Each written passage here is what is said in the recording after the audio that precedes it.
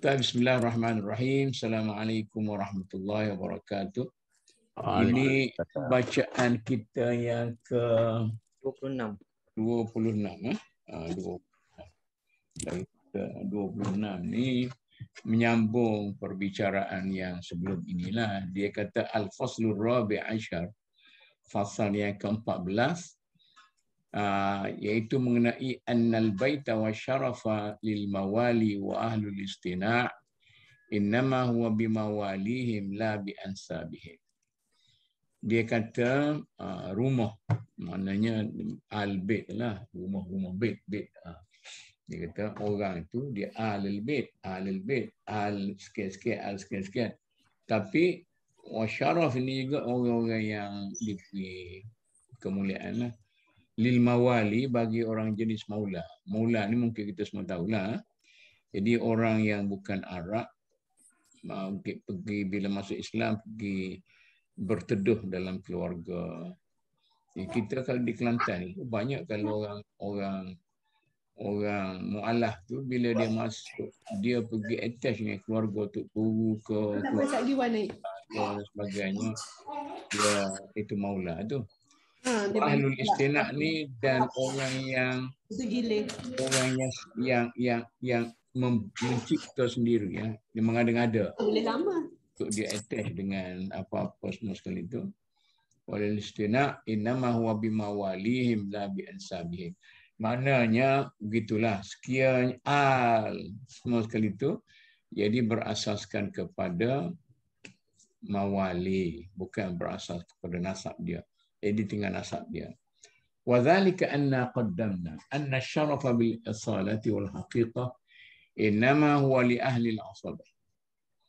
Pada hakikatnya apa tu kita kata originality, al-isalah, secara originalnya syaraf itu sekian kemuliaan ataupun pangkat-pangkat tertinggi dan sebagainya. Innama wali ahli al-asabiyah, untuk orang-orang asabiyah sajalah, grup-grup asabiyah dia tu.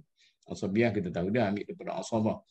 Fa iza stana'a ahlul asabiyyati qauman min ghairi nasabihim aw istaraku abdan wal mawali wal tahamu bihi kama qulnahu duriba ma'ahum ulaika al mawali wal mustani'un binasabihim fi tilkal asabiyyah walabisu jildataha ka'annaha asabiyyatihim wa hasala lahum min al-intizam fil asabiyyati musahamatun fi nasbiha. Dia kata kalau apabila seseorang tu dia mencipta sendiri kedudukan dia pergi duduk berteduh dan sebagainya dengan satu kalangan asabiyah yang tidak daripada nasab dia, ataupun mereka itu dijadikan hamba kalau perang sebagainya, ataupun di-attach dengan satu keluarga yang lama tu, wal tahamu bihi, dan dia sudah jadi sebati dengan keluarga tu, duriba ma'ahum ulaikal mawali, maka mereka itu dikenal dengan orang asabiyah itu. Walabisul jildatah, dan dia sudah sebati begitu. Wa hasala lahu min al-intizam fil asabiyah musamahatan fi nasabiyah, maka dia sudah jadi seolah-olah orang yang dalam titih waris itu dan sebagainya. Kama qala Nabi sallallahu alaihi wasallam maulal qaumi minhum. Maula ni saya pun tak tahu macam mana Ustaz Amin nak terjemah maula ni, nak kata bukan hamba saja dah. Antara hamba dengan tuan agak. Tapi maula ni sebenarnya bukan hamba sajalah, macam macam Berlindung orang. Macam mana orang Farsi dia pergi berlindung di bawah Al Bait dengan Ali misalnya. Atau dia berlindung di bawah Al Abbas, apa semua, dia jadi maula kepada mereka itu, jadi orang panggil Al Abbasi juga. Gitu. Wasawa'un kana maula riq, sama ada maula di sini berasaskan kepada perhambaan, maksudnya ditawan masa perang, atau maula istina, ataupun maula yang ciptaan sendiri. Wahilfin ataupun maula berasaskan kepada perjanjian damai dan sebagainya. Walaysa nasabu wiladatihi binafi'in lahu fi tilkal asabiyah idh hiya mubayinatan lidzalika nasab. Maka dia tak ada faedah lah dengan nasab-nasab yang asalnya, dia sudah attach dengan grup yang lain. Wa asabiyatu dzalika nasab mafqudatu lidhahabi sirriha inda iltihamihi bihadha an-nasab al-akhar. Jadi asabiyah yang secara nasabnya hilang daripada orang itu kerana dia sudah pergi attach dengan nasabnya orang lain secara attachment dan sebagainya. Wa fuqdani ahli asabiyatiha fayasiru min haula wa yandariju fihi.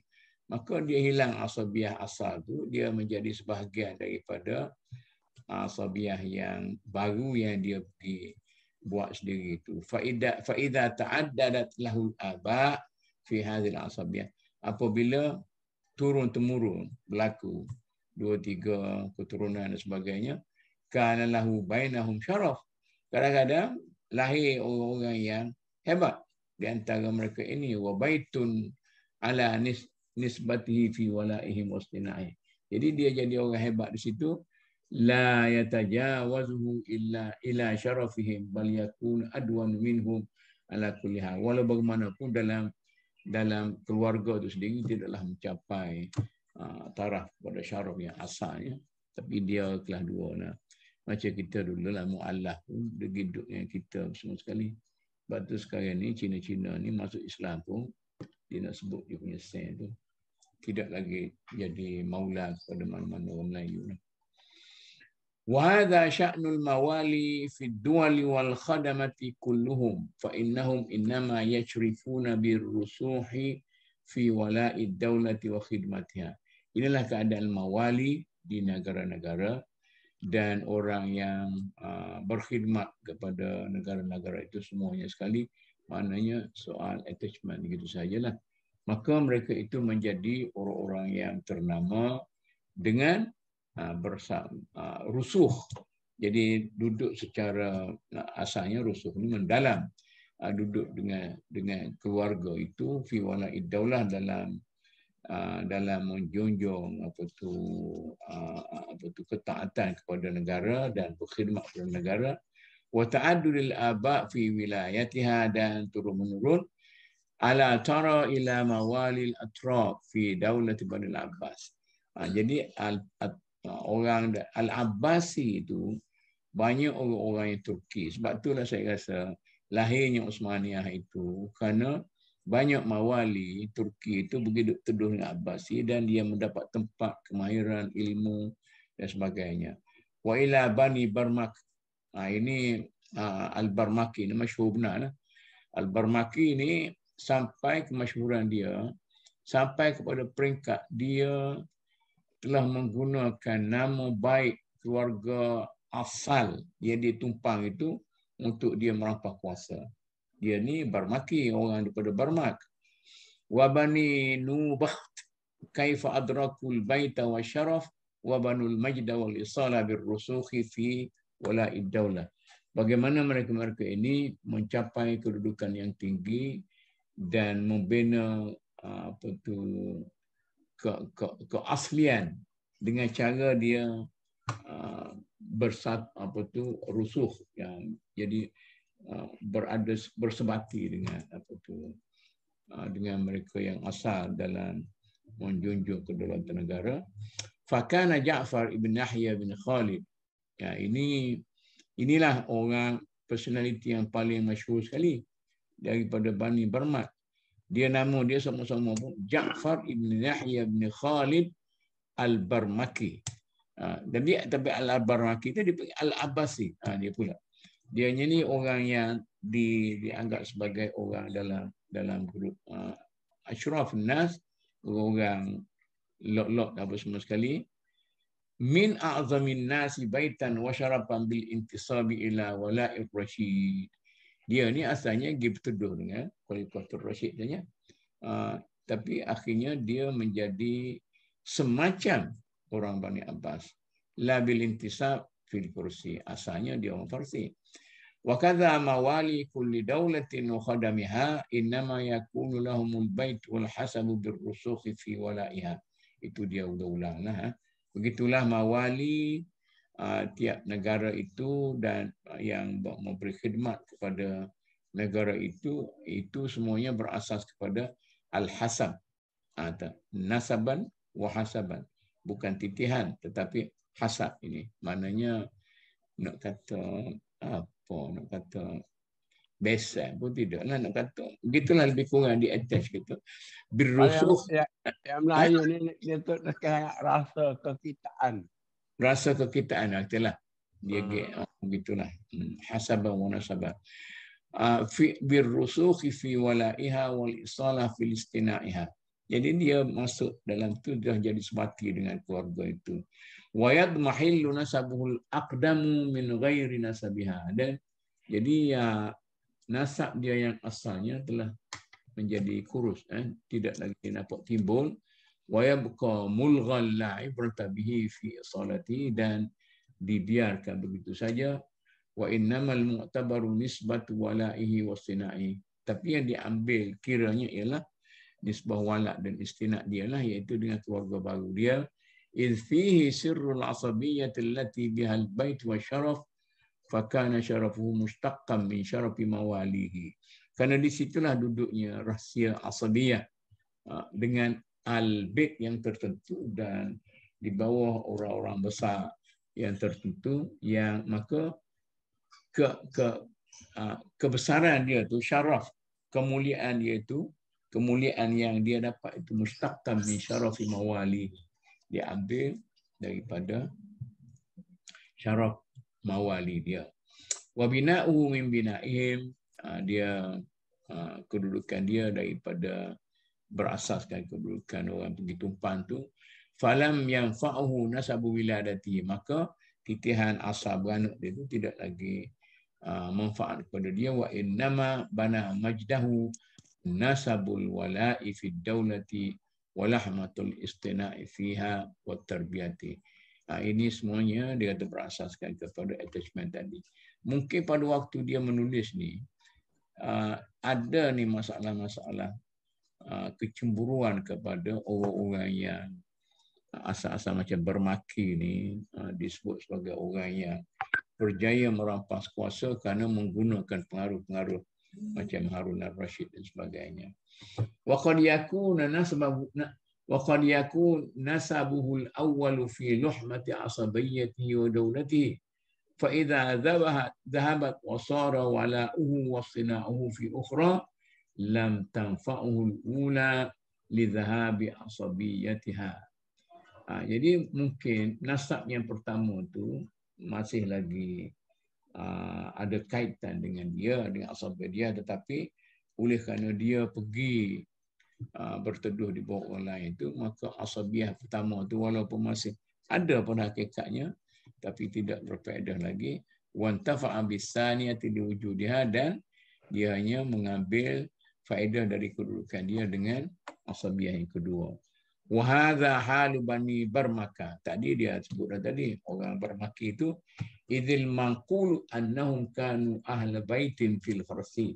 Sebenarnya mengikut sejarahnya mereka ini orang-orang Farsi daripada kalangan buyut nar indahum, daripada kalangan macam orang Mekah itulah, penjaga Baitun Nar, rumah api. Jadi orang Farsi ni kan dia di semua api. Jadi saya kadang-kadang saya duk tengok orang Farsi ni, Iran ni banyak petrol. Bila banyak petrol, adalah api yang keluar dari bumi itu yang nak bunuh pun tak mampus, maka itulah Tuhan dia. Dia mempertuhankan api kerana kekuasaan. Bukan main lagi. Tapi dia ada buyutin nar. Jadi rumah-rumah yang duduk kawal api-api yang tak padam-padam tu, yang diangkat sebagai Tuhan tu, ada sadanah dia. Ada penjaga yang berautoriti. Walamma masuk tempat kita macam mana tempat kita ni dia dulu orang Arab pendakwah peniaga, dia mari dia eteng istana-istana kahwin anak raja. Akhirnya Tu. jadi saya ya dekat dengan raja lah. Itulah nama Puan Kamil. Saya Putra tu kan. Hmm. Asal dia tu. Dia beri negeri Perlis tu. Daripada Syed Putra tu. Dia nego berah musuh Jepun. Oh. Maksudnya, orang Arab yang mari ke Malaysia ni, dia attend istana, attend bangsawan-bangsawan. Bukan Arab saja. Cina-Cina dari benua Cina yang datang ke sini. Maka perempuan-perempuan itu sama ada dijadikan isteri atau dijadikan gundik kepada raja-raja yang ada. Maka lahirlah satu grup mawali tadi. Begitu juga. Tapi mungkin kalau Cina di pantai timur, kalau pantai barat, dia tidak Cina lah pula. Dia ada utara ada India, Melaka, India. Dia mana mengikut pesisiran. Wahada halu bani Barmaka idil maqul an okay. Walamma saru ila wala Bani Abbas, apabila mereka itu sudah attach kepada Bani Abbas, lam yakum bil awwal i'tibaru, maka tidak ada artilah dia daripada orang Farsi itu tidak disebut lagi Al-Farisi, habis-habis bermaki. Wa innama kana syarafuhum min haitsu wilayatihim fi daulah wastina'ihim wa ma siwa hadha fa wahmun tuwaswisu bihi nufusul jamihah wala haqiqata lahu wal wujudu syahida bima qulnahu. Ini cara Ibn Khaldun terjentik orang lain lah. Dia kata kemuliaan dia itu berasaskan kepada kedudukan di mana tempat negara dia berada, dan dia mencipta kejayaan. Istina' dia mencipta kejayaan masing-masing. Jadi selain daripada itu tak adalah, bukan ada sebab-sebab lain. Sebab dari segi Khalid Al-Barmaki ini banyak timbul perbincangannya begitu banyak.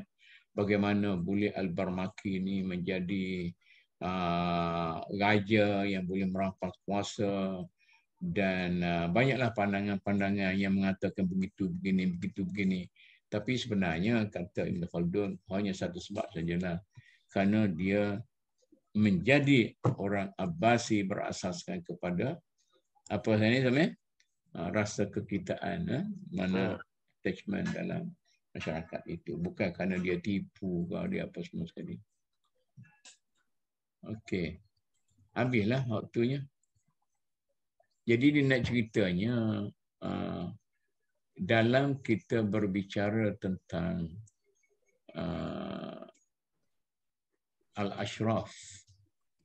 Ini Ashraf ni jadi sekarang di Jordan banyak lagi kan, di Jordan. Bangsawan ada. Bangsawan lah, golongan bangsawan.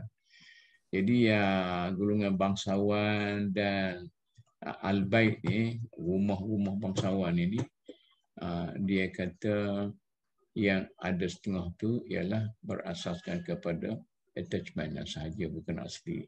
Maknanya asabiyah sudah tercabar apabila berlaku pertembungan budaya dan kehidupan secara bersama, secara meluas. Dan hanya dia tetap hidup di padang pasir sahaja. Itu. Jadi inilah yang dikatakan Melayu baru tu.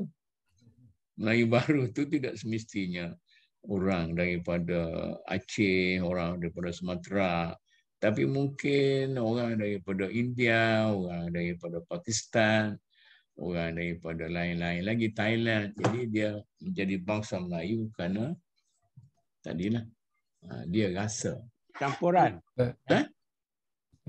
Datuk nak cek. Ini pertamanya dalam terjemahan Rosenthal. Ini kalau ikut yang Arab dia fasa 13 kan? Fasa 15. Fasa 14. Saya tambah, saya celah sikit. Dalam terjemahan Rosenthal, kita dalam fasa ke-13. Dia campur tu, dia campur. Mana yang ada overlap tu lah. Betul. Tapi Ana ambil kesempatan kali ini kejumpaan kita sebelum cuti sebulan. Nak cuba nak tengok balik mukadimah yang kita baca daripada awal lah. Ana menarik cara Ibn Khaldun nak cuba hurai, dan ini ana punya tanggapan sendirilah. Setelah dia mula daripada awal nak beritahu bahawa sejarah ni ialah mengkaji mengenai organisasi manusia dan juga tamadun manusia. Tapi tamadun manusia tu juga ada banyak faktor yang kalau kita tengok dan kita baca daripada yang preliminary itu dan kepada 1 hingga ke 6, sekarang ni kita masuk bab yang kedua, dia khusus mengenai Bedouin. Bedouin ni dia nak cerita apa berkenaan dengan asabiyah yang wujud. Yang menyebabkan mereka ni boleh mewujudkan satu tamadun. Yang anda tertarik setakat ni dalam bacaan kita bab Bedouin ni, anda rasa Ibn Khaldun nak cuba secara detail menggambarkan yang Ustaz kami sebut kataan kekitaan tu lah.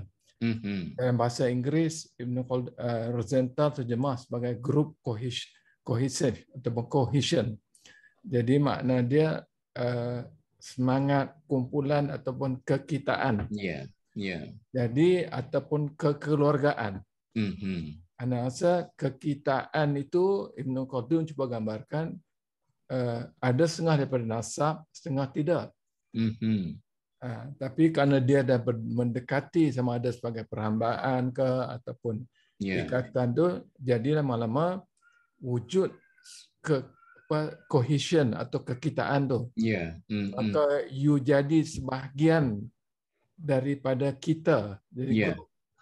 Jadi walaupun you bukan nasab daripada tu, tapi lama-lama you jadi sebahagian. Dan ada orang Parsi, dan dia cuba gambarkan juga rasa hujah dia juga kalau kita perpanjangkan daripada Abbasiyah sampai kepada Osmaniyah tu pun ada asabiyah dia. Itu ana rasa yang Ibn Khaldun nak cuba gambarkan bahawa kalau asabiyah itu kuat, maka dia boleh pindah kepada hadari. Tapi asabiyah tu, tapi yang menarik dalam bab ni pun dia tutup dengan menggambarkan bahawa keturunan bukan yang paling tinggi, Allah lihat pada ketakwaan. Tapi dia juga gambarkan juga bahawa nasab, bagaimana kita hidup tu sampai menjadi satu kekuatan kekitaan dan wujudnya asabiyah yang kuat, itulah yang mampu melahirkan ke arah tamadun. Itu yang saya rasa Ibn Khaldun cuba nak gambarkanlah. Selain daripada bab yang sebelum ni mengenai pemakanan, mengenai cuaca, mengenai cara kita hidup, kemudian di kampung dan bandar, tapi semuanya itu anda rasa ke arah menunjukkan konsep asabiyah. Jadi anda rasa konsep asabiyah ni menariklah, maknanya bukan hanya sekadar kauman ataupun keturunan, tapi bagaimana lahirnya suatu kekuatan kekitaan itu yang mampu membawa satu tamadun. Wallahu a'lam. Betul tu. Cumanya bila kita relate kepada masyarakat kita, sesudah 60 tahun kita merdeka, maknanya kita gagal menyuntik rasa asabiyah Malaysia. Kalau kita bicarakan bangsa Malaysia tu, patutnya kalau budaya orang Melayu kalau betul dia berjaya dengan Islam, dia boleh membawa ke arah bangsa Malaysia. Betul. Macam dulu. Dia boleh wujudkan kekitaan. Macam dulu bila dia jadi mukhallaf, dia jadi betul-betul Melayu. Betul-betul Melayu. Bila dia mukhallaf, dia pun ada. Jadi kerana kita terikat sangat pada Melayu dan bukan pada Islam.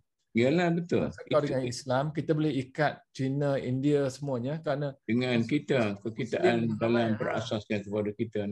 Sepatutnya asas untuk kita bina bangsa Malaysia dengan Islam tu begitu kesempatan yang begitu besar, tapi kita tak berjaya lah. Tapi bila ditimbulkan isu tu oleh orang macam DAP, jadi berlaku kecemburuan di kalangan orang yang asabiyah ni Melayu. Itu yang kadang-kadang kalau kita analisis balik, Ya. Mungkin kita kena cari jalan yang sebaik mungkin lah, supaya kita tidak rugi dalam perjalanan kita. Anak rasa kalau kita guna hujah ni, maka kita asabiyah kita terlalu kepada bangsa Melayu. Ya, Kita tak berjaya bawa pada asabiyah bangsa Malaysia. ya. Dan kalau laginya kita tak berjaya bawa asabiyah Islam yang mengikatkan ke semua bangsa di Malaysia.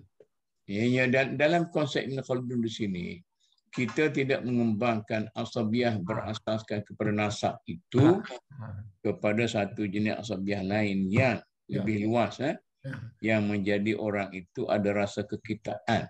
Dia sendiri rasa dia ni macam Melayu. Jadi Indonesia lebih berjaya. Melayu tak berjaya keluar pada Islam. Ya, Itu maknanya. Indonesia lebih berjaya. Ada satu celahan sikit. Kegagalan kita ni kerana kita maaf cakap lah. Tak payah minta maaf lah. Kurang kejujuran para pemimpin untuk bawa kepada tu. Masing-masing melihat kepentingan diri masing-masing. Manusia ni lemah bila naik ada kuasa sikit, ada harta sikit, dia boleh kroni dan sebagainya. Dia tak pergi kepada matlamat yang besar. Dia bila mari orang lain tu dia tukar. Sekali pantai buah, sekali pantai berubah. Sekali hujan buah, sekali pantai berubah. Jadi bila nak sampai kita ke kelas tinggi tu, sebab dia kira nak makan hari-hari. Tak lagi itulah. Dia kena the great man. Ya. Tak tahu siapa dia lah. Anak tengok perbincangan kita mengenai Ibn Khaldun dekat ni. Banyak kita seolah kita bicara soal asabiyah, tapi dia sebenarnya nak bawa kepada Hadari. Tapi Hadari itu perlu semangat kekitaan, betul, yang kuat, yang boleh mengikat dengan asabiyah lain melahirkan Hadari. Satu tamadun. Dia dalam sejarah Islam, percampuran isalah Islamiyah itu yang dibawa pada Madinah menjadi teras kepada pembangunan baru yang berasaskan tamadun Farisi dan Romawi. Dia campur di situ. Lepas tu dia kata dia diwarnakan dengan warna Islam. Tamadun dia sama dah, diwarnakan. Sebab yang bersama Rasul tu juga kepelbagaian etnik dan bangsa. Parsinya ada, bangsa Beduin yang asal yang kampung betul-betul, dan juga daripada Mekah. Jadi dibawanya itu dibina asabiyah yang kuat itu. Betul. Semangat kekitaan ataupun semangat kekeluargaan yang mengatasi kauman. Jadi asabiyah yang kuat itu dibawa pada Madinah dan bertembung pula dengan Yahudi, Nasara dan semua bangsa yang di sana. Dibina dengan melahirkan satu tamadun. Tapi itu maksud analisa yang tapi Ibn Khaldun cuba gambarkan kita tak boleh lari daripada keadaan persekitaran, pemakanan, semua itu. Wallahu a'lam. Tapi kan saya nak mencelah sikit. Maaf kalau Ustaz Kamil nak masuk tadi. Saya tengok kan kalau kita pergi balik kepada dia punya sosiologi konsep oleh Ibn Khaldun kan, dia kata ada 4 fasa kan. Fasa naik maknanya kita dululah masa merdeka, kita nak dapatkan kemerdekaan, kita ada asabiyah kat situ kan. Maknanya bila dia naik pada peringkat kaya, maknanya saya rasa peringkat kaya tu peringkat Hadari lah. Dan sosiologi peringkat awal tu masih lagi Badawi lah saya rasa kan. Semua orang kata apa, orang Malaysia nak melepaskan diri daripada penjajahan. Maknanya kita ada satu rayah lah, satu matlamat kan, semua bersatu.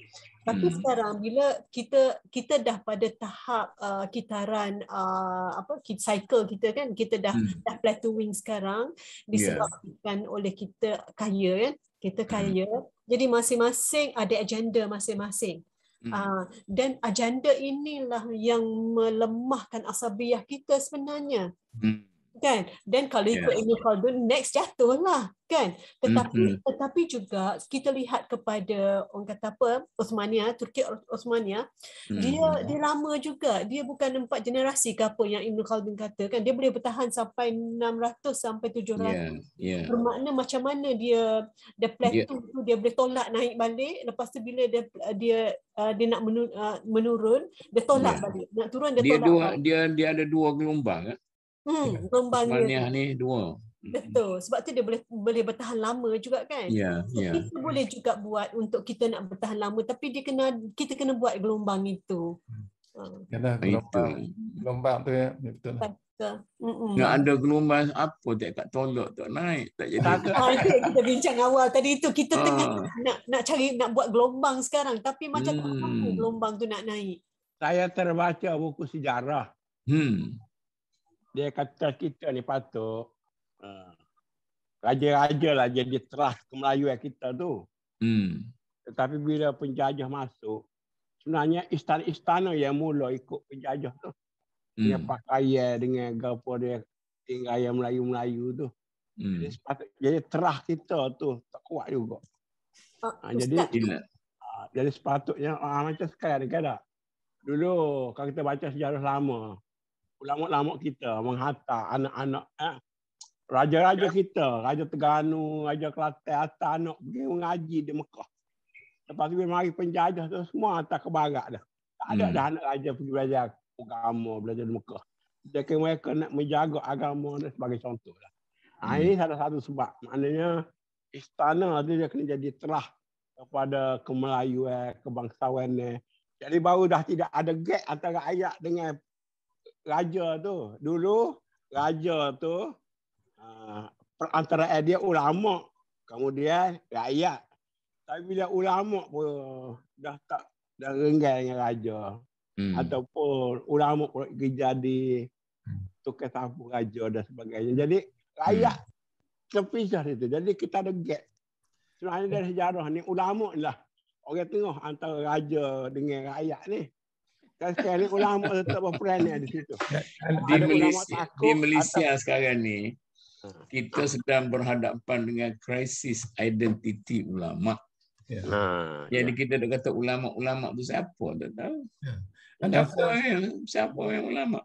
Dalam pembicaraan kita pun, anak rasa dengan Ibn Khaldun ni, maka kualiti akhlak yang kita bincang tu, ataupun balik pada kita yang minggu lepas mengenai apa yang ada pada kaum Bani Hashim ataupun Quraisy tu, iaitu makna dia kualiti intipati akhlak ataupun karakter, watak tu yang ada pada orang Melayu generasi awal.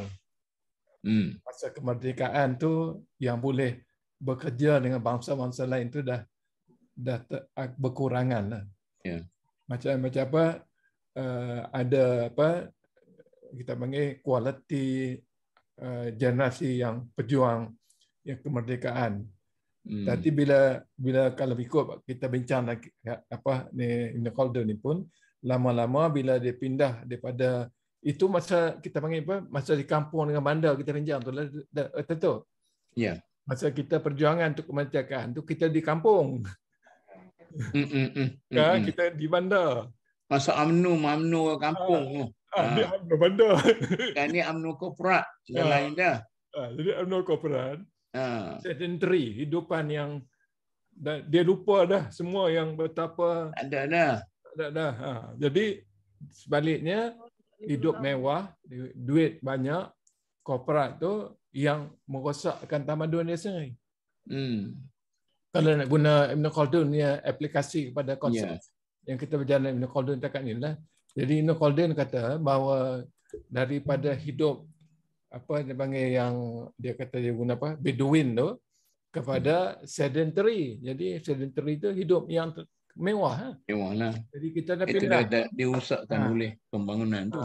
Sebab tu kita tengok pejuang asal generasi pejuang kemerdekaan tu dia boleh ikat kekitaan tu. Orang India, Cina pun rasa bahawa Melayu yang memimpin tu ialah Melayu yang boleh dipegang cakap dia. Sebab tu Itulah yang jadi usut tengah jalan tu dah.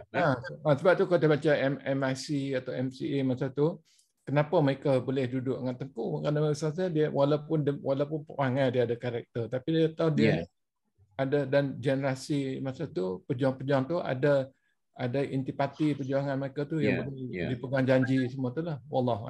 Saya dengar perkawan-kawan saya orang Cina, betul lah itu. Dia kata masalah perkauman di Malaysia ni timbul pada zaman Mahathir. Ya. Tak tahulah tu. Banyak komen gitu.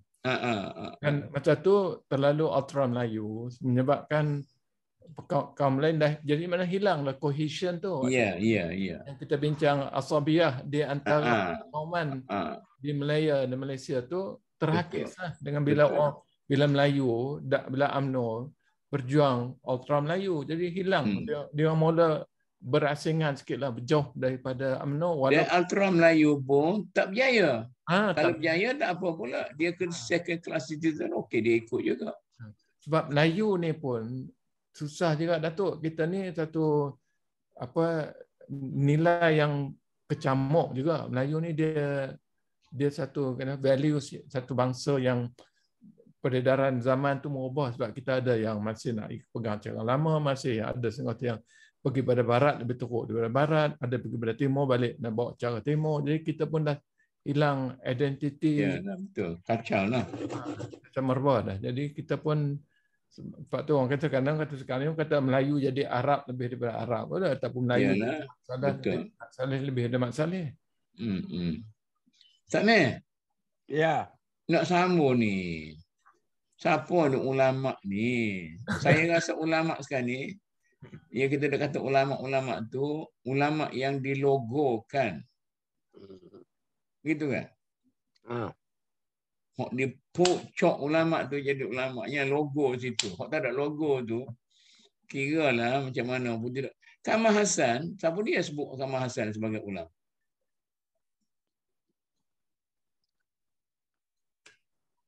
Datuk, Datuk Ustaz Kamil, Ana pernah tanya soalan tu. Datuk kepada Prof Kamal sendiri. Dia selalu pernah kata, Farid, di Malaysia ni siapa rujukan? Dia sendiri komen saya. Kalau pasal Ana ada bincang mengenai Iran. Berlakunya revolusi Iran dan Ayatollah. Sebab di sana Ayatollah Ruhullah Khomeini, dia dapat pengiktirafan tu daripada kalangan ulama-ulama sendiri ataupun bukan kerajaan. Jadi apa yang dikeluar oleh Khomeini sebagai fatwa dipegang. Sebab tu Prof Kamal tanya Ana, kalau semua keluar fatwa, siapa orang nak pegang yang mana? Jabatan Agama Islam. Itulah. Pasnya Abim dengan Abim. Tapi tak tahulah Ustaz Kamil ni separuh ulama lah juga tu. Ini sukanya, itu ingat ni, masa kita dah jadi ahli senat dulu. Pak Ku kata semalam saya baca kenyataan Imam Masjid Negara. Oh bagus dia kata ulama kita ni bagus. Dia kata dalam senat kita ni ada dekan-dekan syariah usuluddin. Kalau bukan ulama pun separuh ulama, dia kata. Padahal Imam Masjid Negara tu duduk cium tangan kita, anak murid kita. Itulah title yang diberikan kepada ulama itu. Saya ingat dulu lagi. Ingat kita pergi ke Indonesia tahun 79. Ketika itu orang Indonesia sudah sebut, saya ingat dua nama lah. Prof Said Najib dengan Prof Kamal Hassan. Daripada Anwar Ibrahim masa tu. Dua orang tu, walaupun tidak diberi ulama, tapi kita kata ilmuwan lah. Yang menjadi rojokan. Dan kalau kita tengok sejarah Abim ni, dulu Said Najib lah. Sebagai ulama. Dia buat logo, dia buat macam-macam lah. Mana ada rojokan. Tapi sampai satu masa tu dia hilang rojokan. Hilang rojokan jadi terbabah habis. Kalaulah sekira bertentangan pendapat antara Prof Kamal dengan mana-mana mufti negeri, orang terima siapa? Autoriti lah mufti lah. Itulah. Siapa kata yang dilogokan? Betul. Nah, ulama yang dilogokan. Saya acak kali dia kata mufti-mufti kita ni, kita kenal tak dia tu sebagai umara, bukan ulama. Umara. Dia mewakili kerajaan. Jadi sektor ulama ni kena asingkan, tapi dah tradisi kita. Dia ulama. Sebab mana rasa soal kredibiliti, kewibawaan dan apa satu fatwa dibuat tu dipegang oleh ramai lah. Jadi itu. Sebab macam kita lah, boleh buat fatwa, mufti buat. Mufti Selangor buat fatwa yang mungkin berlainan. Jadi kita menjadi tidak ada satu unifying yang boleh ni kan. Itu ya. Sebab tu yang Ana rasa kenapa Prof Kamal jawab ke Ana macam itulah. Tapi tidak macam di Iran, masa lepas revolusi Iran tu, Khomeini keluar satu fatwa, habis semua pegang. Itulah dia sepatutnya kita kena cipta dalam masyarakat kita ni. Benda-benda macam tu, ranking dalam kalangan mereka itu. Kalangan mereka. Bukan dia tu dapat title Ruhullah tu di kalangan ulama-ulama yang memang diiktiraf, yang tak ikat kerajaan, tapi pula di kalangan mereka memilih yang peers atau kalangan dia punya ni, apa yang mereka recognize lebih ulung, lebih tinggi. Bukan yang dilogokan oleh mana-mana pihak. Itu logo. Itulah maksud tak kami kata tadi. Maknanya para ulama sudah tidak boleh diharapkan lagi, dia tidak boleh menjadi hamzah wasal ataupun penyambung antara raja dengan rakyat. Itulah masalahnya. Datuk, Ana ada satu permintaan. Kerana kita ni pun minggu yang akhir, kita tak berhajat untuk lanjut untuk sebulan. Okey. Ana rasa bacaan kita dekat sekarang ni, Ana tertarik dengan paragraf pertama Ibn Khaldun tu. Mungkin setelah kita buat beberapa bacaan ni, mungkin kalau Datuk boleh just baca balik paragraf pertama tu, Ana rasa ada beberapa perkara yang boleh kita. Paragraf mana pertama tu? Dalam bahasa Inggeris ni dipanggil preliminary. Mula-mula dulu. Mula-mula. Sebab ini Khaldun mula dengan preliminary remark sebelum kita bicara chapter pertama. Chapter pertama tu mengenai tamadun manusia secara umumnya. Ya. Bila dia bicara soal the nature of civilization. Mana ni? Cari ni. Dia panggil buku dalam ni ini kitab Al-Ibrar kan? Ya, Ibrar. Bab 1 dari kitab Al-Ibar. Bab kitab Al-Ibar. Bab 1. Paragraf pertama tu. Amma Ba'du. Saya duduk gelabuk dengan ulasan-ulasan sebelum ni. Muka berapa tak tahu. Nak cari muka. Saya rasa kalau kita habis dengan yang ini, paling tidak kita akan tangguhkan. Ya. Saya rasa kita dah buat. Ada kesimpulan lah. Hati-hati nak cari.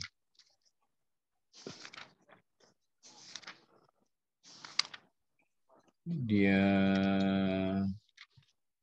Ustaz Kamil jumpa dah kan? Sekejap lagi.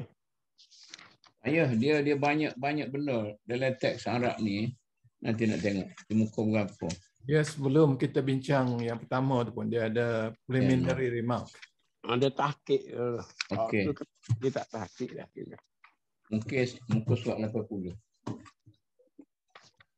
Muka surat 80. Dia mula bahasa Inggerisnya dia kata it should be known, ia perlu diketahui bahawa sejarah sebagai satu fakta ialah maklumat berkenaan dengan human social organisasi kemanusiaan.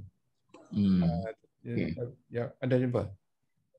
Lepas tu dia huraikan ia melibatkan kondisi yang ada kesan kepada tamadun berkenaan dengan asabiyah dan bagaimana. Yang Melayu ni dia terjemah buku 1 dari kitab Al-Ibar.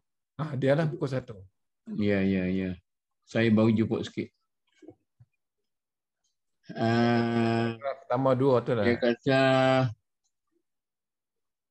panjang khutbah kita ni nanti wala yaftu insya-Allah. Wassalatu wassalamu ala sekian-sekian. Amma ba'du.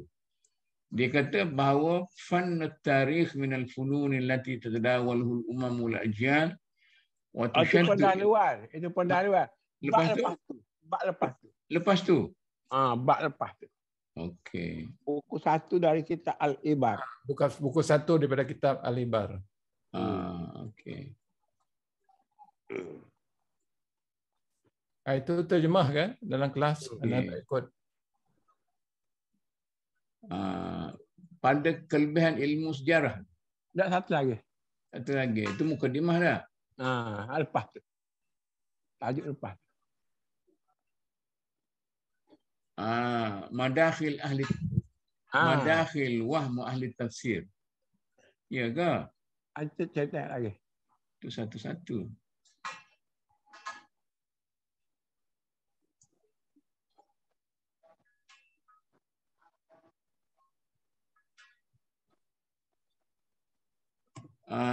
Ini mukadimah tak masuk dah? Lagi depan. Buku 1. Satu-satu. Fasal ni wa ab'adu min dhalika wa araku fil wahmi ma yatal'atu. Lain dia kritik al-mufassir.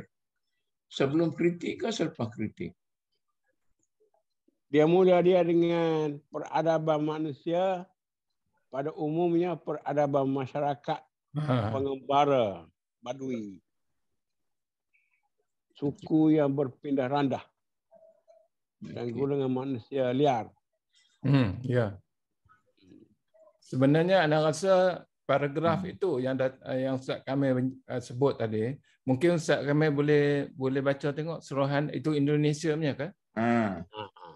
Jadi BP ni. Dia kata 125 ke Datuk? Halaman 125. Ya. I'lam annahu lamma kanat haqiqatu tarikh annahu khabarun 'anil ijtima' al-insani alladhi huwa 'umranul 'alam wa ma ya'ridu li tabi'ati dhalika al-'umran min al-ahwal mithl at-tawahhush wa at-ta'annus wal 'asabiyyat wa asnaf at-taghallubat lil bashar ba'dhum 'ala ba'd wa ma yansha'u 'an dhalika min al-mulk ini walamma kana al-kadhib muttar wa minha at-tashayyu'at. Mana Ustaz kami baca dia Sami? Mana? Sebut apa dia kata? Dia kata peradaban manusia pada umumnya peradaban masyarakat pengembara Badui. Suku yang berpindah randah dan golongan manusia liar.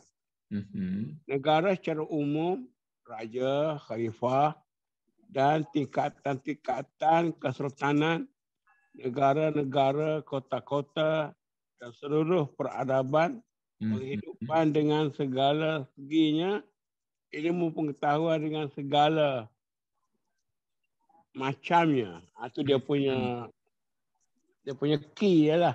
Ya.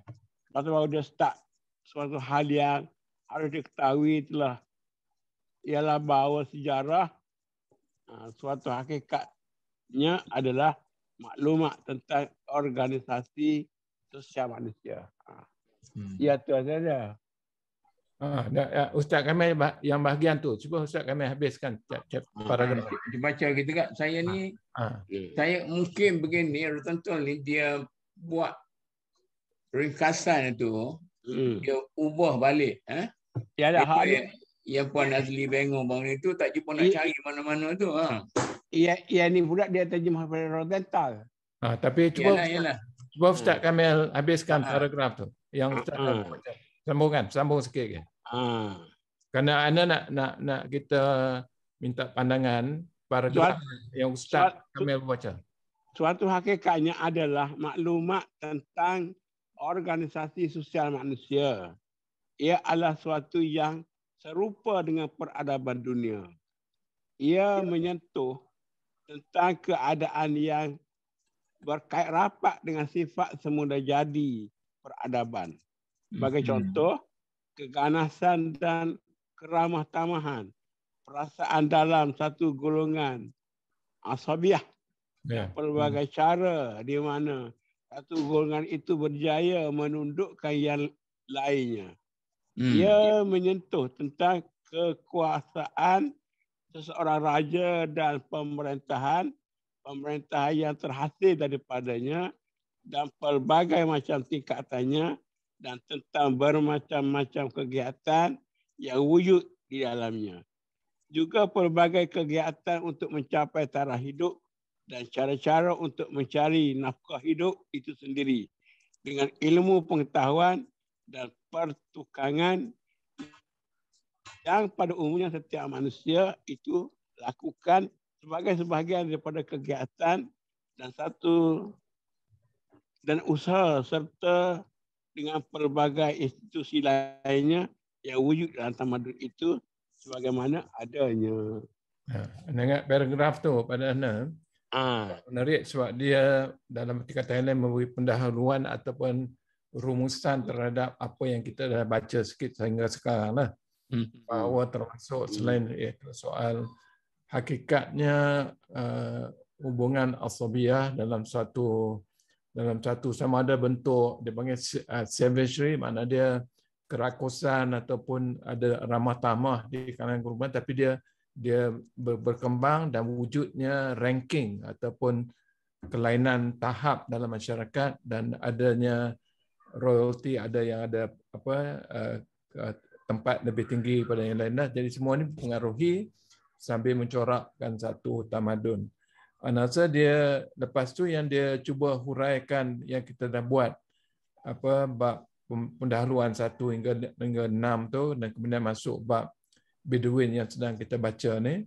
Semuanya itu ialah cuba nak fahamkan bahawa ini semualah yang menjadikan satu sejarah dan tamadun lah.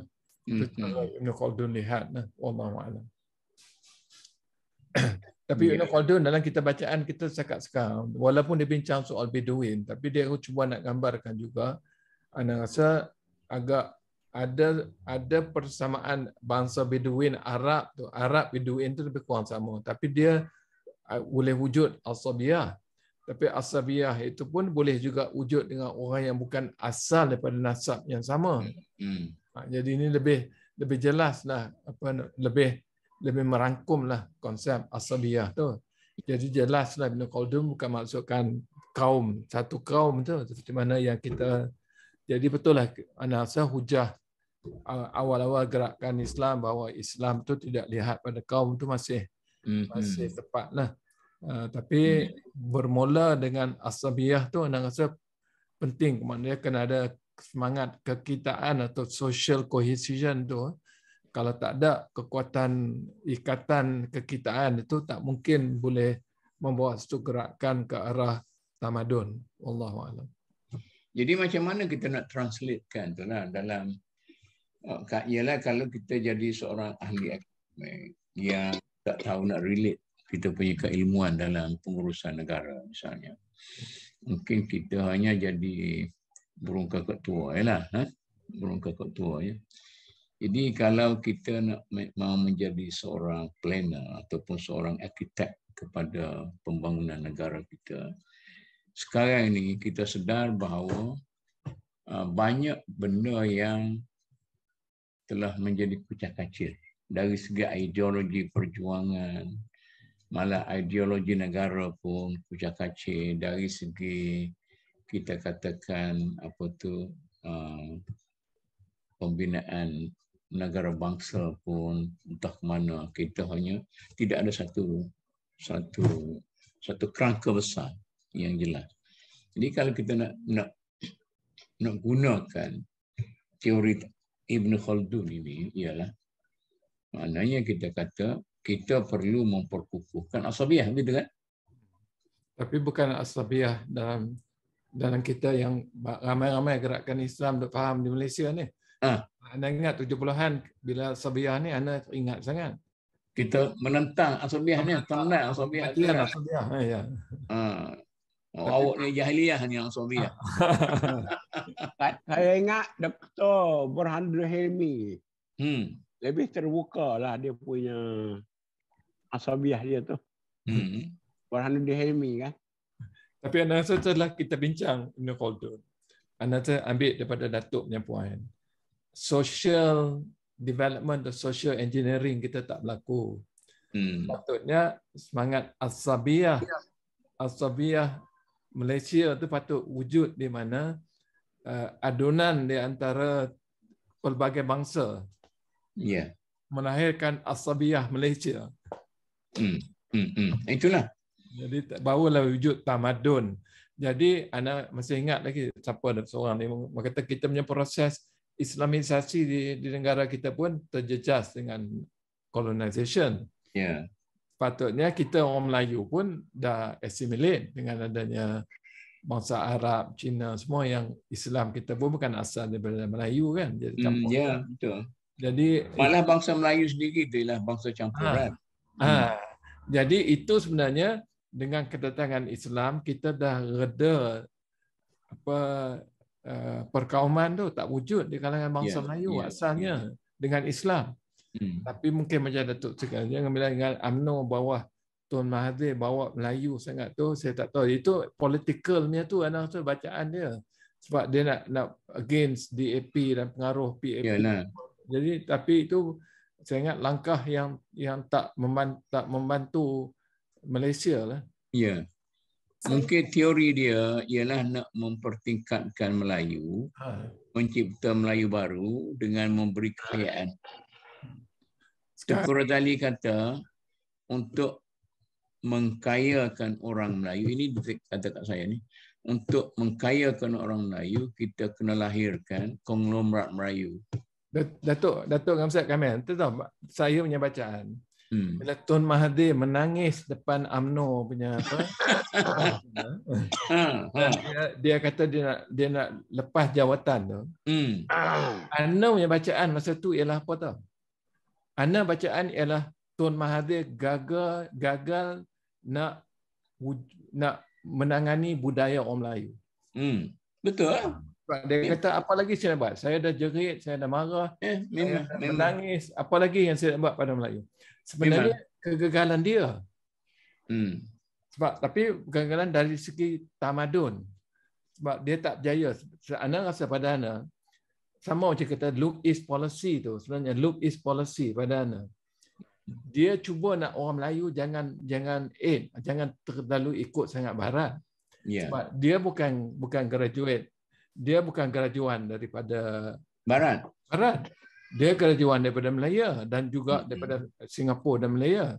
Jadi dia dan lepas tu dengan Anwar Ibrahim, dua-duanya berkeyakinan bahawa orang Melayu berkeupayaan. Tapi pengaruh Melayu yang rasanya dia pun juga bengang juga Melayu yang too westernized. Satu bahagian. Jadi dia nak kata bukan semua daripada barat semestinya ulung. Kerana ada Jepun, ada Korea. Jadi sebab tu dia kata look east policy. Itu satu jawapan yang nak menggambarkan jangan teragung-agung dan idola barat sangat. Tapi setelah dia kata tu sebenarnya ana rasa dalam pemikiran dia dan setengah tu bukan pada timur pun, patutnya tengok pada diri sendiri. Sebab tu bila kita tengok pada Jepun, kita pun semua orang pandang bertimur apa polisi. Balik nak juga ikut Jepun, tak boleh sebab Jepun budaya dia tak macam budaya Malaysia dan orang Melayu. Sebab tu kita buat QCC-nya, TQM-nya tu sebenarnya QCC, TQM tu idea bukan Jepun, idea daripada Amerika. Idea total quality asal daripada Amerika dan inovasi semua, tapi tak berjaya di Amerika. Idea Amerika itu dibawa pada Jepun. Lepas peperangan dunia kedua, berlakunya Hiroshima, banyak daripada yang promote, yang membawa idea total quality di Amerika, pergi ke Jepun, bantu orang Jepun keluar daripada lepas peperangan dunia kedua. Dia ajar total quality management pada orang Jepun. Jadi Jepun, budaya dia, kekitaan tu lebih kuat. Betul. Jadi budaya Jepun tu dah ada wujud satu budaya. Sebab tu Deming, guru dia, quality, dia beritahu orang Jepun, jangan ikut kami macam di Amerika. Dia mengajar orang Jepun sebenarnya alat-alat quality macam yang kita dalam kualiti banyak alat, tools. Tapi budaya masih budaya Jepun. Jadi Jepun mempunyai budaya kekitaan, kalau kita konsep kita syuronya lah. Dan dia ada atau dalam bahasa dia panggil apa ni, consensus decision making ada pada budaya Jepun, menyebabkan Jepun dengan alat daripada Amerika telah mengalah Amerika sendiri dari segi ekonomi. Cuma dari segi tenteraan dia tak boleh kerana peperangan kedua dia terikat dengan apa yang itu. Jadi yang point dia ialah kita nak ikut Jepun tak boleh kerana Jepun dia budaya dia lain. Jadi sebenarnya Tun Mahathir masa tu juga sebenarnya nak kata lihat pada Malaysia, sebab tu lepas tu dia buatlah dengan apa Twin Tower semua tu nak tunjuk bahawa kita orang tak siap, kita boleh angkat diri kita, tapi rasa masih tak berjaya kerana dia tak bina di atas pemikiran dan budaya sebenar.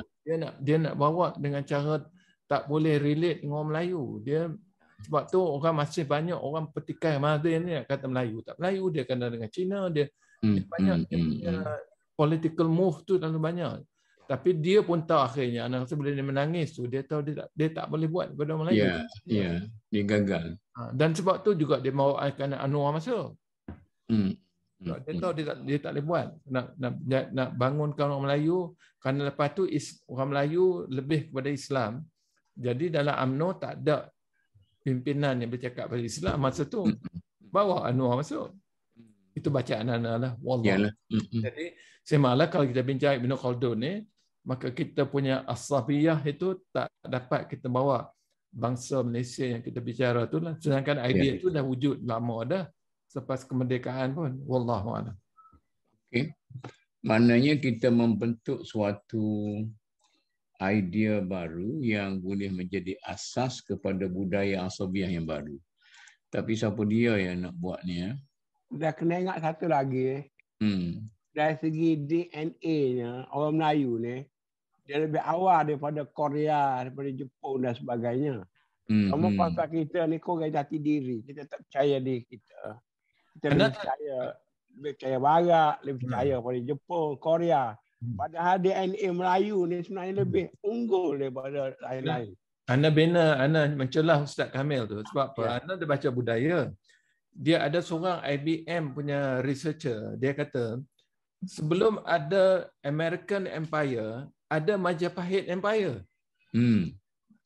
Jadi Empire Melayu lebih Majapahit, Empire orang Melayu lebih awal daripada Amerika.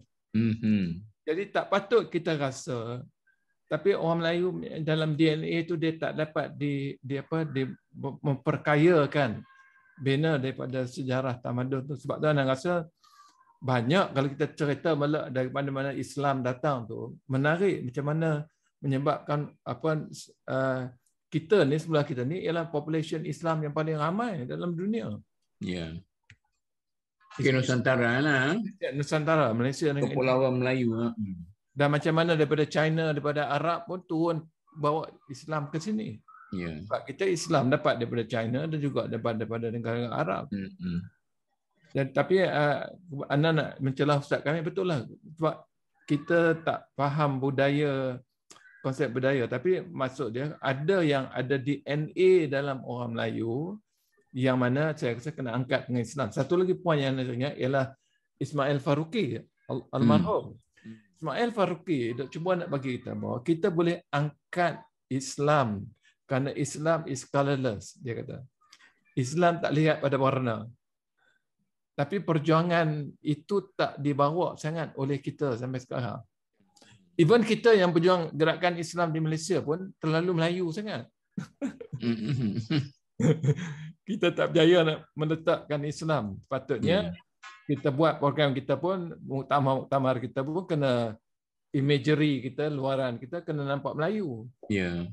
Kalau dan termasuk kalau tidak nampak Arab sangat pula. Jadi tidak begitu atraktif pada bangsa-bangsa lain. Kerana dia rasa macam mak Ana orang kata kenapa masuk Melayu? Bukan kita masuk Islam kan dulu. Masuk Melayu kan. Jadi kita ada structural atau legal yang problem lah bila tu otomatik lahir Melayu tu otomatik Islam. Wallahu a'lam. Ujian bagi kita. Tapi anak rasa menarik bila bincang Ibn Khaldun ni. Dia membuka kita dimensi yang boleh kita pertimbangkan lah. Sebab kita kena bangunkan budaya Islam tu supaya ianya lebih merangkumi dan kita boleh inklusif masukkan macam kita bincang dalam chapter ni pun bahawa bukan nasab saja tapi boleh jadi asabiyah dengan kelainan orang pun. Ya. Berasaskan satu dua lagi lah. Jadi tak tahu macam mana nak cipta orang-orang bermaki dan orang apa ni.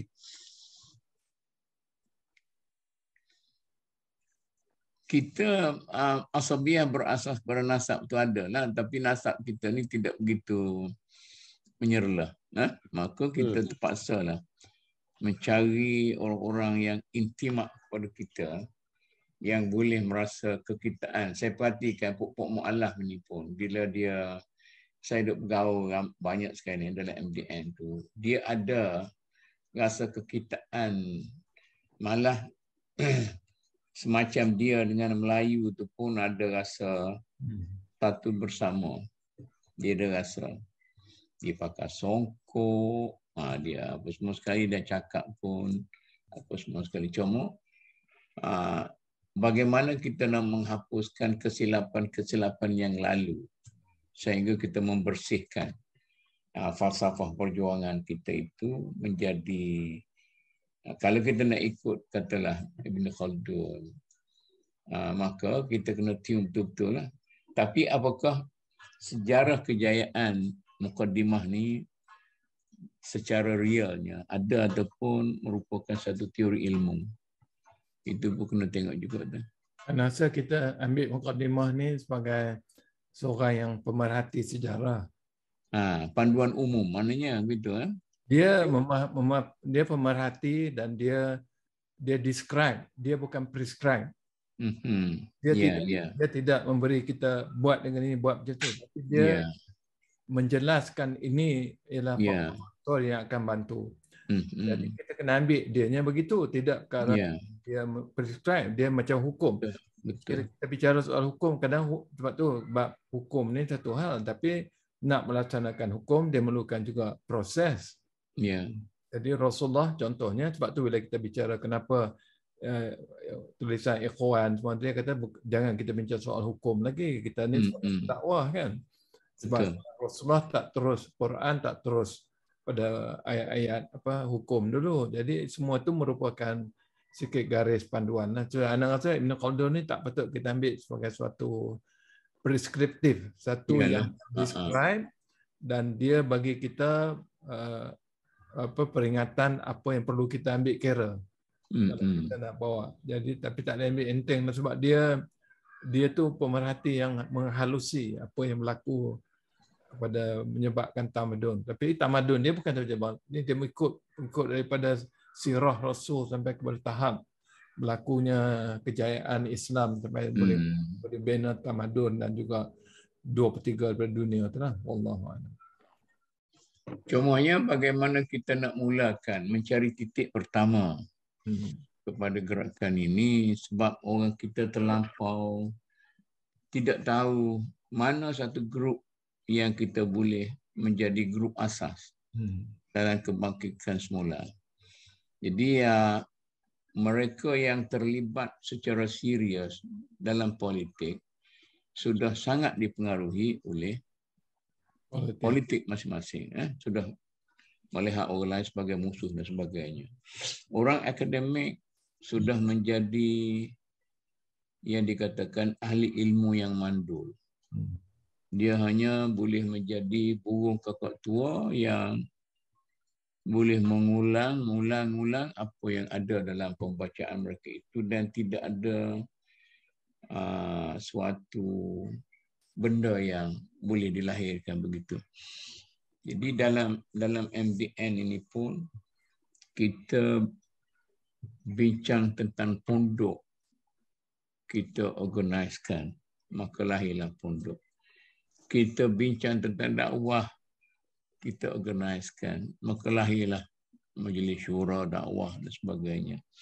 Kita bincang tentang tajdid. Akhir sekali perbincangan tajdid tu Saya simpan saja.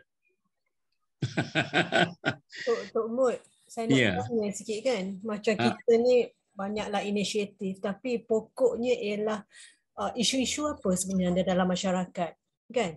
Isu-isu orang kata apa, gap yang terlalu besar di antara yang ada, yang berada dan tidak berada, kan? Itu universal, kan? Bukan sahaja orang-orang Islam, tetapi orang yang bukan Islam also.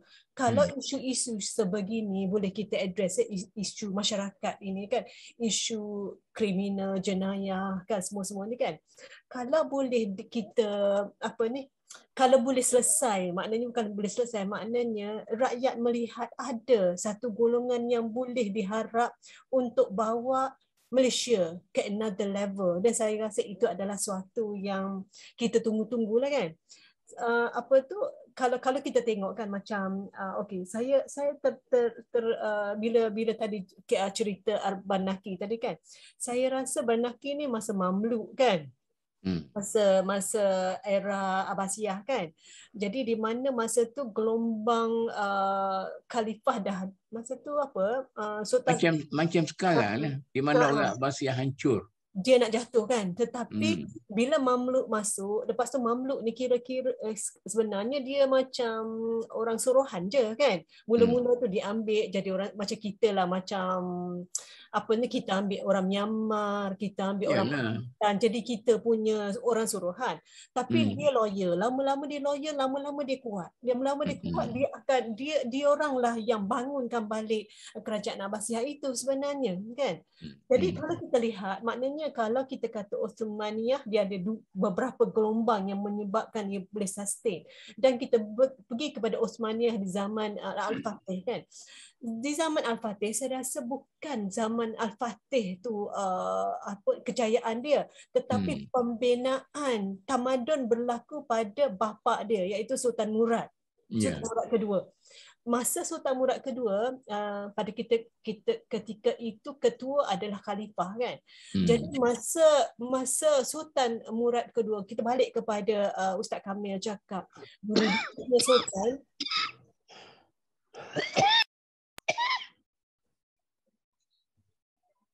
kesian kau Ustaz Kamil. Dia mengambil ulama sebagai nasihat. Bila saya tengok, saya baca tentang Sultan Al-Fatih, kan, penasihat dia siapa? Ak Samsuddin tu, kan. Ak Samsuddin di mana dia bawa kepada peperangan bila dia nak takluk Konstantinopel, kan. Ada bawa ulama-ulama dia. Ulama dia lah yang dia bangunkan dia, kan. Macam Sultan Murad letak directly Al-Fatih di bawah ulama. Jadi ulama itulah yang Sultan Al-Fatih bawa ke mana-mana yang dia rujuk, yang semua benda dia rujuk. Jadi saya rasa, jadi Al-Fatih, pada kita tengok Al-Fatih pun, masa dia memerintah, dia akan melihat keadilan yang dilaksanakan oleh Al-Fatih dan juga Sultan Salahuddin Al-Ayyubi. Sampai orang Yahudi, orang Kristian pun suka sangat Sultan mereka. Maksudnya kita go back to Salahuddin Al-Ayyubi, kan. Maka kalaulah ketua-ketua kita boleh buat ini, kan, maknanya dengan melaksanakan Islam kita boleh letak keadilan, kita boleh basmi, itulah amar ma'ruf nahi munkar, kan. Tak boleh kalau dah. Itulah maksud saya, kan, dia ada dua cara yang benda ni boleh berlaku, kan. Satu, kita lah memainkan peranan kita, tapi kita tak boleh dah main peranan the way that we are doing. Academician buat apa yang academician buat. Lepas tu academician pun dia dah lara dengan dia punya professorship, jadi dia dah tak turun padang lagi dah. Dia duk sibuk dengan kerja dia lupa ada grassroots yang memerlukan diorang. Jadi profesor blame kepada ustazah. Jadi yang berkuasa sekarang ustazah yang selebriti lah. Yang tidak ada, mungkin juga orang-orang macam Tok Mut, Ustaz Kamil cuba nak letak balik pada tempatnya benda-benda ni, kan. Tetapi kita terasa sangat, kita terlalu kerdil, kan, untuk melaksana benda ni. Sebab bila kita press pedal, ramai dia tekan brake. Betul lah. Bukan break saja, emergency. Jadi cuba stop kita, kan. Jadi kita maknanya bagi saya lah ialah kalau kita lihat kepada go back to kitaran yang Ibn Khaldun tengah buat, memanglah kita tengah plateauing sekarang dan kita menunggu kepada kejatuhan. Tetapi kita masih lagi boleh buat gelombang kedua. Tapi saya rasa dia nak kena banyak jugalah lagi orang macam kita ni, macam Datuk Mut dengan Ustaz Kamil ni yang berterusan kan. Walaupun umur dah macam ni, maknanya kita kata mungkin kalau bukan zaman kita pun generasi anak-anak kita dia akan sahut kita. Saya tahulah macam mana. Datuk, Ana ambil kesempatan, Ana fikir Datuk buat soalan tu mungkin kita dalam bentuk nak bincang sebagai explore lah kan. Ana tertarik bila Ana sempat berbincang dengan almarhum Ustaz Siddiq Fadil. Dan dia pernah juga berbicara dengan Anwar masa dalam penjara lah, masalah Ana rasa idealisme perjuangan. Jadi Ana pun dalam itu satu bab dalam siri pertemuan membicarakan soal dia panggil apa, idealisme perjuangan yang semakin menurun. Saya ingat pada Ana bila melihat 60-an, 70-an, 80-an, seolah-olah kita melihat kan graf sedang menaik. Graf Islam tu kan. Betul. Dan kita nampak pada Ana pun kalau kita extrapolate, kita fikirkan bahawa pada Ana masa tu melihat kan Abim masa di sekolah. Ana rasa poin pertama nak buat ialah perlunya kita melihat Islam dalam bentuk suatu movement, satu harakah. Bahawa selagi tak wujud pergerakan begitu, mana dia kena ada proses dan pergerakan. Dan pergerakan tu perlu di facilitate atau dia ada pemudah cara ataupun ada pemangkinnya. Mungkin kita tak kisahlah kalau kita kata ulama ke ataupun ilmuwan ke ataupun pemerintah ke ataupun politician. Seolah-olah 60-70-an tu ada pemangkin. Dan pemangkin itu ada di Nusantara dan ada di peringkat global. Jadi tapi accordingly Ana rasa masuk 90-an di Malaysia khususnya berlaku krisis di kalangan gerakan Islam. Jadi Ana rasa mula kita menampak agak graf itu semakin mendatar. Kita nampak orang masuk macam mungkin Ustaz dan Ustaz Kamil dan Tok Mu berbincang juga orang, tapi Islam makin minat makin banyak. Tapi minat kepada gerakan itu kita makin terhakis. Betul. Jadi saya nak bina pada Tok Mut yang idea mengenai tasydid atau mujaddid tu. Jadi soal tasydid ini dah macam tak ada dah. Sedangkan kita bincang 60-an 70-an soal jihad, tasydid, murabi kan. Iaitu kita bicarakan soal perubahan total. Kalau kita ambil Syekh Qutub lagi soal sistem jahiliah kena diromba. Jadi yang balik dengan kawan-kawan kita yang pergi di UK tu dengan selain pada ARC Suara Islam dengan Khalid Samad lagi radikal. Dia sampai sekarang ni jadi Suara Islam macam dulu. Dia lebih radikal. Suara Islam tak terima pun Abim, dia kata Abim terlalu lenient. Betul. Mereka melihat kalau bacaan tulisan apa Kalim Siddiqi itu dia kena ada revolusi. Itu mereka masuk dengan parti Islam Malaysia masa tu nak tak berjaya juga. Mereka masuk PAS kan, tapi mereka pun bicara soal revolusi, mana dia selagi mana akar umbi jahiliah tak kita gantikan, kita evolusi tak boleh. Jadi malah itu lebih hebat daripada soal tasydid yang kita bicara. Jadi ana rasa agenda tasydid ni masih, kerana tasydid berlaku kita dah kalau ikut hadis tu setiap 100 tahun. Jadi ana rasa tasydid tu agenda tu masih kena letak balik, tapi mungkin dengan bicara kita mengenai Ibn Khaldun dan juga Malik bin Nabi. Tapi pengalamannya itulah. Tapi Malik bin Nabi dengan Ibn Khaldun ni sikit banyak menjelaskan pada kita apa mungkin berlaku. Sebab nak kata dia deskriptif, dia bukan preskriptif, dia describe. Jadi kita menaik, graf dah menaik, tapi kita plateau. Gerakan Islam. Tak kisahlah. Yang ini anda ingat dari segi sistem konsep, seperti yang dihurai oleh Kalim Siddiqui, dia kata, walaupun ada 1-2 jamaah mungkin okey, tapi keseluruhannya kita lemah. Ya, betul lah. Macam kita bincang, orang PAS kata, kita menang, dapat kerajaan. Tapi menang apa? Islam ke mana? Itulah apa tu kata Lim Guan Yin. Dia kata perjuangan Islam apa tak tahu nak membangunkan negeri. Malah satu masa dulu kita boleh kita ada suasana yang mengangkat Islam, sampai orang bukan Islam pun minat nak kaji apa yang ada pada Umar Abdul Aziz. Itu makna dia kita menang ke tak menang, dapat jawatan tak dapat jawatan, tak ada masalah. Orang tercetus untuk kaji Islam. Betul. Sedangkan yang tu yang kita nak, bukan kerja kita nak pindah jadi Islam, tidak, itu kerja Allah. Kita hanya jadi point anda, Ibn Khaldun dengan Malik bin Nabi mencerita kita bagaimana tamadun itu boleh mendatar dan akan menurun. Jadi anda rasa kerja kita sekarang ni, anda rasa agenda tasydid tu yang Datuk bicara, saya ingat masih ada, cuma kita punya graf sekarang ni sedang ada menaik menurun dan ada setengahnya. Jadi macam mana kita perlu mengembalikan balik yang mana komponen-komponen yang kita sebenarnya peka dan tahu pun. Jadi kita kena facilitate atau mudah carakan supaya ada contohnya. Mari kita bincang. Orang yang Datuk sebut tadi, bagus juga kalau kita tahu kan kawan kita Cina, India, Muslim, apa kata kita angkatkan sekali Melayu, Cina, India, Islam, Muslim, angkatkan sekali. Ya, betul.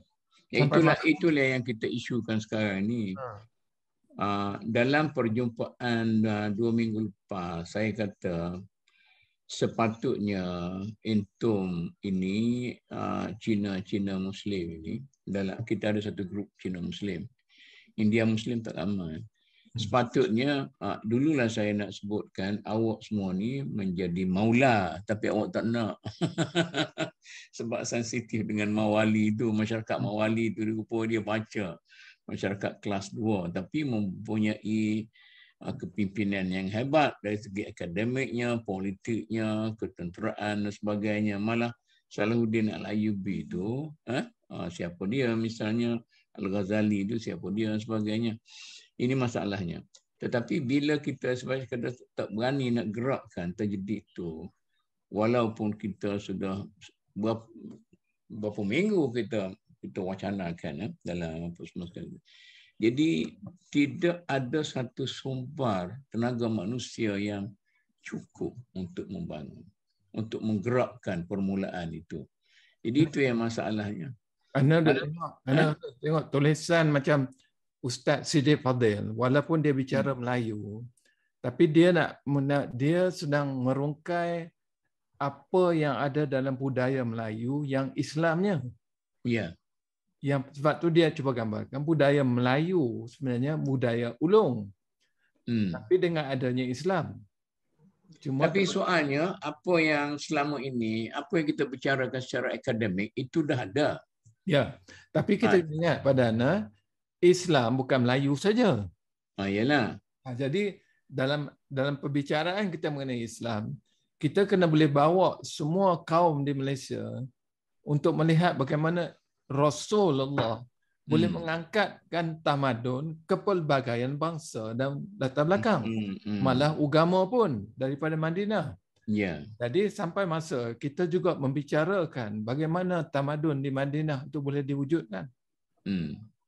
Jadi kepelbagaian tamadun, kepelbagaian bangsa, kepelbagaian bahasa, kepelbagaian latar belakang. Jadi saya rasa sampai masanya Melayu Islam itu pun boleh membawa contoh begitu, bahawa kita ni satu bangsa walaupun Melayu tapi Muslim dengan kuat dengan fikrah Islam boleh menyatukan kepelbagaian bangsa dan kaum.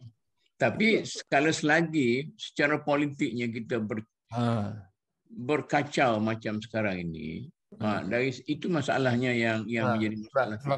Political, kita punya sistem politik, anda rasa dia apa inherently dengan sendirinya, betul, dia ada structural problem. Kalau kita masuk PKR pun you lihat terlalu kebagian, kadang-kadang Islam pun dari kalau dia masuk dalam PAS pun nampak terlalu Islam Melayu sangat. Jadi orang pun jadi dengan sendirinya struktur itu tidak lagi apa menjadi. Jadi sehinggalah kalau kita memilih apa dakwah dalam jalur politik, kita kena boleh bawa mesej itu. Saya bukan hanya berjuang, contohnya berjuang keadilan, berjuang kepada yang Islam letak lebih tinggi lah.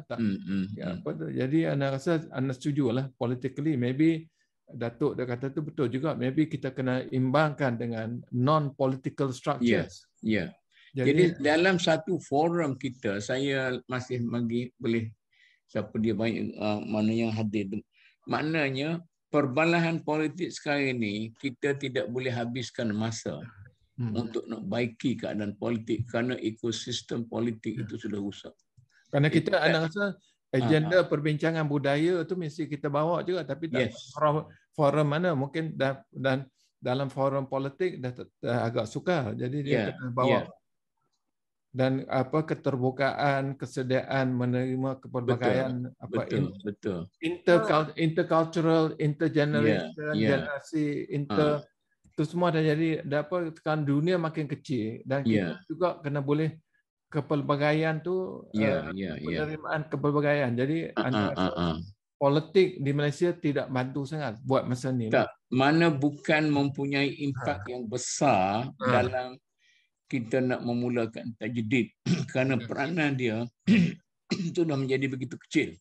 Jadi kita masih lagi kena lihat kepada dakwah, tarbiyah, tamrin ataupun gulungan yang tapi membawa agenda yang boleh membawa beyond, melebihi daripada 60-an tu yang kita dah bincang dah. Islam sebagai dalam masyarakat majmuk. Sekarang anda rasa sampai kita kena mengisi dan membawa apa perbincangan mengenai budaya kepelbagaian ni. Tapi saya rasa gerakan dakwah pula dah makin apa menjauhkan diri sangat. Kita itulah nak bawa balik selebriti itu kepada kita. Juga dia tak sanggup jadi tentera kita sebab yang tertentu lah. Tok Mut, Tok Mut. Saya nak jelas sikit. Saya rasa kita ni tak cukup penggerak lah, kan? Kita dah orang kata apa dah over talk, over bincang, over plan, tapi yang kita plan last 2-3 tahun lepas pun tak buat lagi, kan? Jadi Tok Mut, saya nak suggest something. Tok Mut masuk ke kami, parik dengan saya dalam penggerak yang tu yang multicultural.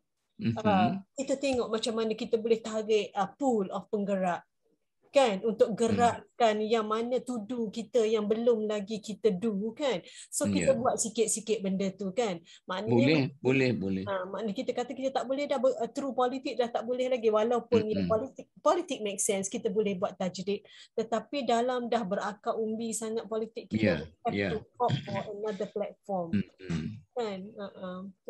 Betul lah. Betul lah, invite je lah daripada kami boleh tarik another penggerak lah untuk bersama-sama kita kata, sebab benda ni kita kena buat juga. Betul. Sekarang ni kita ada ramai pengikut. Kalau MDN sendiri, tun saja ada 5-6 orang. Tetapi saya hanya akan jadi pengikut. Siapa nak duduk depan? Dia kata plate saya sudah penuh. Itu alasannya. Plate saya sudah penuh, full. Jadi saya rasa mungkin untuk kita berfikirlah mungkin sepanjang bulan Ramadan ni, sambil-sambil kita baca Quran, tengok translation dia, tengok apa-apa semua sekali. Mungkin ada poin-poin yang boleh membuka. Macam mana Ustaz Meh? Saya nak sebut satu lah. Saya pernah bertemu dengan Mustafa Mashhur depan. Dia apa dia kata tu saya tengok berlaku di Mesir. Dia kata orang profesional. Orang profesional ni tak boleh duduk di atas sekali, dia kata. Oh. Sebab saya pun bila tengok Mursi naik tu, itu jadi keadaan di Mesir macam tu. Sebab Mursi tu, orang hafal Quran, orang engineer hebat apa semua kali. Tapi mungkin dia cara dia berfikir tu mungkin narrow. Sebab tu kata kalau waktu bertanding Ikhwan tu, adalah menang ya siapa seorang lagi tu, ya ketua pelajar dia tu. Dulu ya sekali dengan Anwar apa dulu. Dia tu mungkin bawa cara lain. Jadi maksud dia di sini tadi lah. Revolusi tak revolusi ni pun kita kena tengok sikit kepimpinan ya. Kalau Al-Farabi tu dia nak filsuf lah. Pemimpin. Dan saya ingat tadi kita nak balik kepada masyarakat tadi. UIA sendiri dulu universiti kita panggil Menara Gading. UIA sendiri pun tukar dia punya tema. Taman ilmu. Taman ilmu tu supaya orang luar dia masuk, orang dalam pun boleh keluar. Jadi ini kita kena pecahkan juga ahli-ahli akademik ni. Supaya bukan ideal semata-mata. Tapi dia kena turun ke dalam masyarakat. Sebab itulah saya, kalau ceramah saya di Masjid Ufra tiap-tiap bulan sekali bulan tu, saya tak mengajar yang duk dengar tu. Saya mengkritik ustaz-ustaz lebih banyak daripada cerita kepada orang ramai. Orang ramai dia dengar ustaz ni mengajar dah.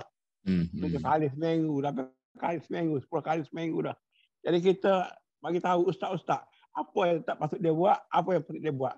Jadi sampai saya buat satu cadangan, ustaz-ustaz balik Mesir, Timur Tengah ni, balik kita kena kurun bulan bagi Nusantara pula.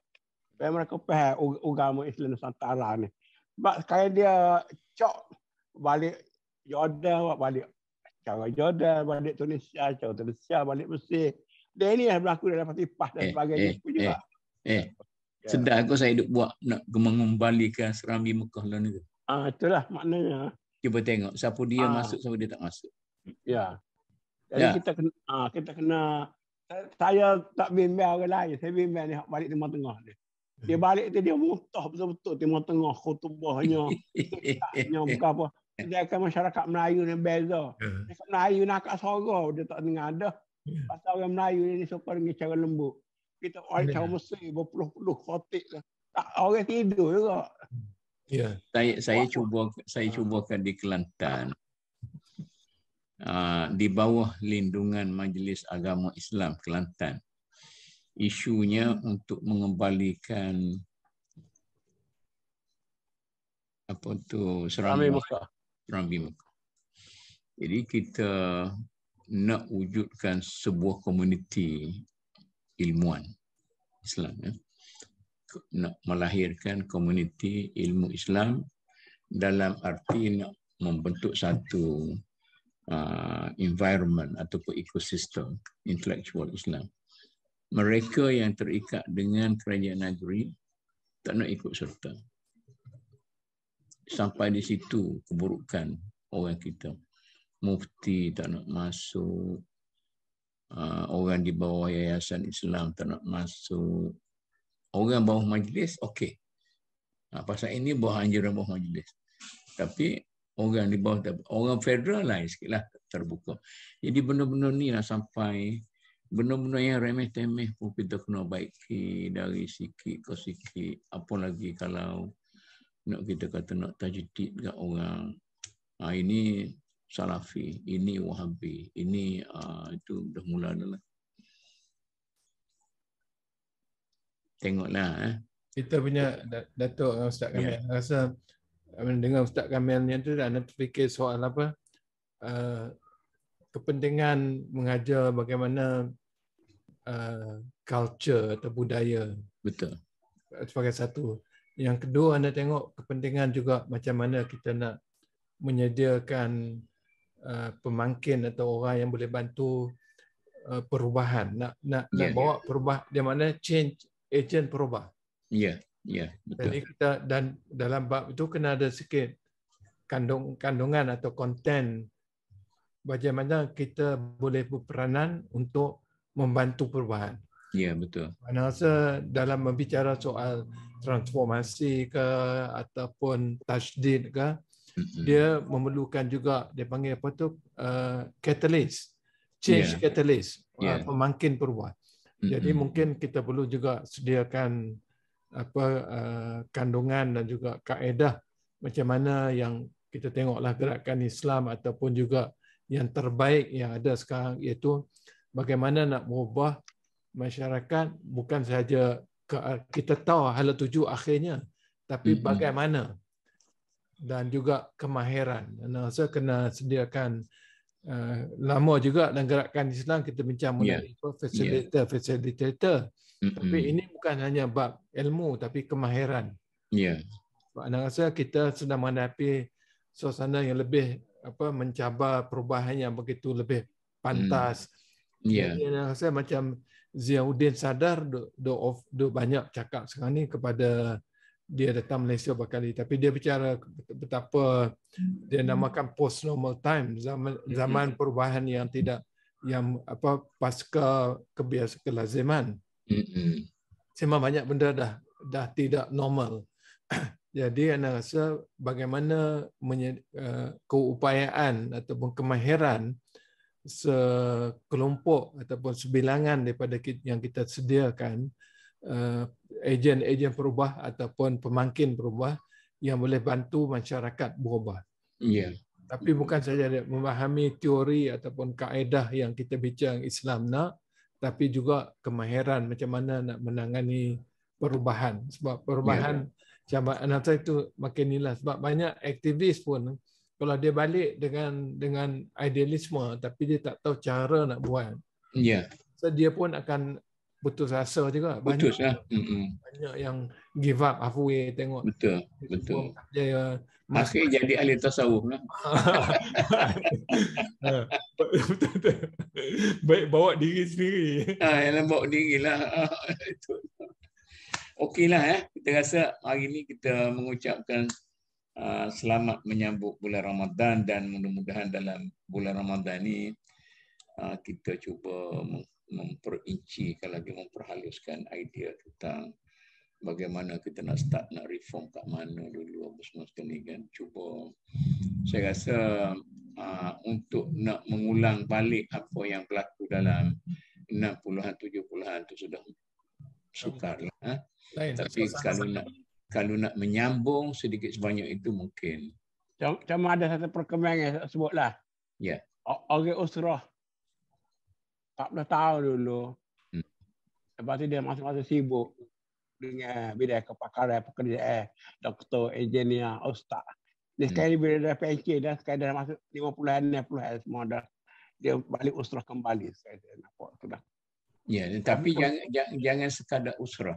Alah, secara longgar dah. Jadi kena ada satu perancangan. Networking tu masih ada. Cuma betul. Dia macam longgar sekarang lah. Sebab masing-masing sudah menikmati duniawi. Jadi tak apa. Itu satu perubahan yang perlu. Tapi sekarang dah kanan semualah. Itulah saya yang bangkitkan soal hidup dapat mewah ni tu Tuhan. Tapi boleh digabungkan semula saya. Sama Abi ke. Jadi sekarang ni kita isukan kebangkitan golongan menengah Melayu Islam di negara ini. Golongan menengah. Biarlah orang bicara tentang pemuda dan sebagainya, biarlah orang politik bicara. Tapi kita kata kebangkitan golongan menengah. Jadi kita contoh pun bukan zaman Nabi lah. Kita kata bila Perancis nak membuat revolusi dia, maka yang mencetuskan revolusi itu sebelum daripada Napoleon itu adalah golongan menengah, termasuk menengah tinggi dan sebagainya. Saya rasa insya-Allah kita masih ada masa lah. Tok Mut, sikit lagi tentang Hadari ni kan. Actually sebenarnya tak ada salah pun dengan Hadari ni kan. Maknanya daripada Badawi kepada Hadari, maknanya kita kena cari macam apakah benda-benda yang menyatukan asabiyah dalam Hadari itu sendiri. Ya, betul lah. Sebab kita sekarang dalam hadari sebenarnya kan. Ya. Jadi itulah ada juga maknanya kita pindah daripada asabiah berbentuk nasab kepada asabiah berbentuk sistem ke kan, benda-benda macam tu. Betul. Yang Syekh kata tadi pun mana mungkin kita setuju di situlah, melahirkan satu warna asabiah yang baru. Bagaimana kita supaya boleh diterima oleh semua orang dan menjadi satu platform yang satu orang mana Ustaz Man muntalaq. Okeylah. Mungkin setakat ini kita kuncikan di situ dan insya-Allah kita jumpa lepas insya-Allah apa tu Dr. Basri lepas puasa lepas Ramadan. Baik Datuk. Raya. Kita bagi peluang kepada orang yang ritual untuk nak ritual dia apa-apa lah. Okeylah, tadi saya tamatkan polemik pokok pondok tadi. Kena juga seorang. Itu soalnya. Jadi orang yang rapat, bila dia cuba timbulkan soal khilafiyah, jadi terpaksa cakap kuat sikit kena. Kata kita nak cari orang supaya bersatu padu pokok pondok ni, dia nak cerita tentang khilaf dan sebagainya. Okeylah, begitu. Terima kasih sebanyaknya. Selama ini kita sudah sampai pada 27 tu banyaklah 27 minggu maknanya kan. Okey, insya-Allah jumpa lagi. Selamat berpuasa dan selamat hari raya insya-Allah. Okey, selamat Ramadan. Selamat Ramadan. Selepas Ramadan insya-Allah. Okey. Terima kasih.